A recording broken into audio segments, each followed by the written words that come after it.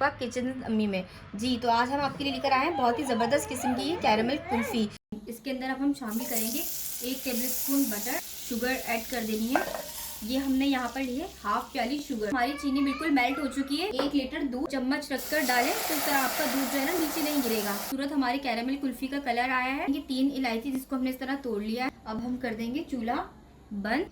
2 tablespoon rose water, खोया ये हम शामिल कर देंगे। करेंगे 10 से 12 बादाम और 10 से 12 हमने ली थी यहाँ पर पिस्ते। मिक्स करेंगे।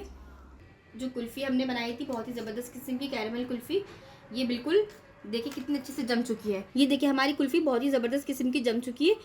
सब तरफ ये खुद ही अपनी साइड्स छोड़ देगी और फिर इसको इस तरह से आप यहाँ पर थोड़ा सा यूँ करेंगे। देखें ये देखें डीमोल्ड। आप इसको घर में कीजिएगा, लाइक कीजिएगा, शेयर कीजिएगा, अपनी फैमिली के साथ शेयर कीजिएगा। इंशाल्लाह ताला मिलते हैं आपके साथ नेक्स्ट वीडियो के अंदर। जब तक के लिए अपना ख्याल रखिएगा। अल्लाह हाफिज़।